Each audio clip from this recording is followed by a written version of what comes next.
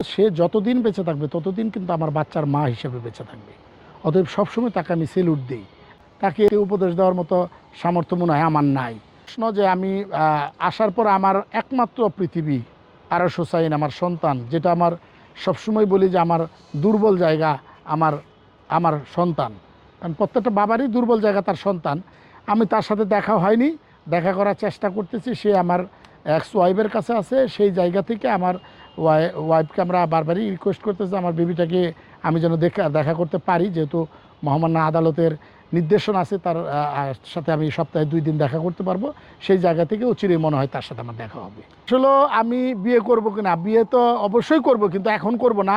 কারণ আপনারা জানেন যে আমি যেহেতু একটা জায়গা থেকে আসছি, আমার কারাগার থেকে আসার পরে যে ট্রমাটাই কিন্তু এখন পর্যন্ত কাটেনি। সত্যি কথা যেটা, এই যে আমি আসি, আমি এই যে আমার মিডিয়া ভাইদের সাথে যখন কথা বলতেছি তখন মনে হচ্ছে যে না, সিদ্দিকুর রহমান সেই আগের জায়গাটাতে ফিরতে চায়। একটা মাত্র কারণেই, কারণ আমার ট্রমাতে যেন আমাকে ক্ষতি না করতে পারে মেন্টালি, আমি যেন সুস্থ থাকি। আগে সুস্থ হওয়ার বিষয়টা আছে, সুস্থ হয়ে সুস্থ চিন্তার মাধ্যমে অবশ্যই, যেহেতু মুসলিম, যেহেতু আল্লাহ প্রদত্ত আমি হেদায়েতপ্রাপ্ত হয়েছি, নিজেই দাবি করি। সো ওই জায়গাটা থেকে আমি মনে করি যে বিয়েতে অবশ্যই যাব। তবে আমার যারা মিডিয়া পার্সন, আমার যারা ভক্ত, তাদেরকে জানিয়ে যাব। কারণ না জানিয়ে আমি কোনো কাজ করতে চাই না। সবাইকে জানাবো, জানায় তারপরে সে না আমার এই শুভ কাজটা করব। তবে এখানে আমি আমার একমাত্র সন্তান আরশ হোসাইনের রাজি, সম্মতি এবং তার মাধ্যমেই আমি বিয়েটা করব। মানে আমার সন্তান থেকে যেন আমার বিয়েটা দেয়। বসুন্ধরা টিস্যু, অশুদ্ধতার বিরুদ্ধে এক বিন্দুও ছাড় নয়। এটা আমি সোশ্যাল মিডিয়াতে দেখেছি, এটা আসলে কখনোই কাম্য নয়। আমি একটা মাত্র কারণেই বলি, এবং তার সম্পর্কে আমি কখনোই কোনো কথা বলতে চাই না, একটা মাত্র কারণেই। সেটা হলো সে যতদিন বেঁচে থাকবে ততদিন কিন্তু আমার বাচ্চার মা হিসেবে বেঁচে থাকবে। অতএব সবসময় তাকে আমি সেলুট দিই এবং তাকে সম্মান করি। সম্মানের জায়গাটা আমি সবসময় থাকবে, মৃত্যুর আগের দিন পর্যন্ত যেন আল্লাহ রাখে। কারণ আমি চাই দিন শেষে তো সে তার একটা বেবি আছে, আমারও একটা বেবি আছে।